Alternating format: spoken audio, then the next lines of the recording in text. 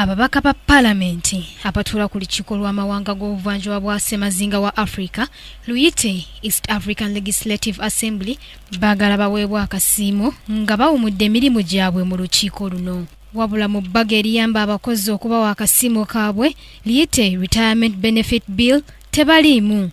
Ababaka bagamba nti akasiimo kano abakafuna be abali mu ntebe enkulu okuli eya sipiika w'olukiiko luno abalamuzi n'abawandiisi ab'enkalakalira kubanga oluusi n'ensimbi eziyimirizaawo olukiiko luno tezimala. Abalamuzi, sipiika n'akulira institutions ziri.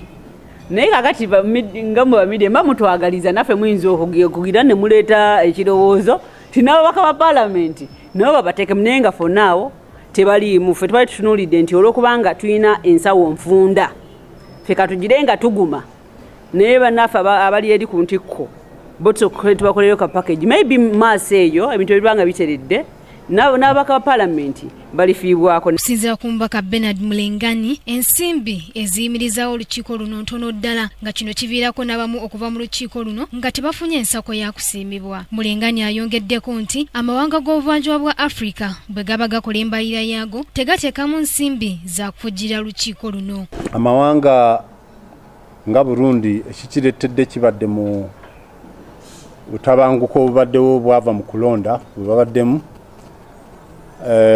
Ensi endala tukyebuuza naffe ku lwaki zibadde teziweesindika ssente mu biseera naye nga tusuubira nti ndowooza tebakiwa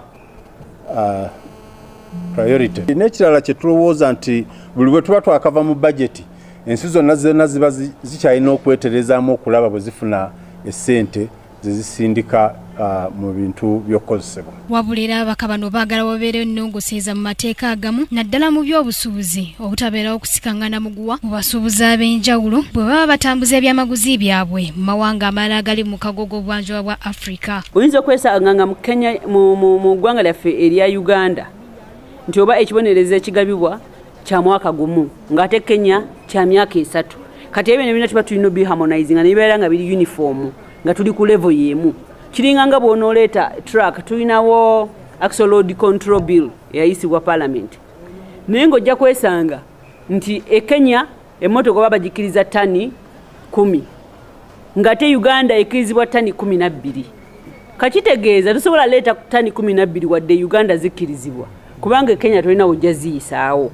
Kati ffe tuba tuhogamba nedda tubeere ku level emu so that wotika ebintu by'emu Mbaasa omanya nti wonna tani ziri 12 n'otasumbuyibwa y'ensonga Sugar leetagana amateeka. Joanita Mbabazi, Kingdom TV, amalindirire.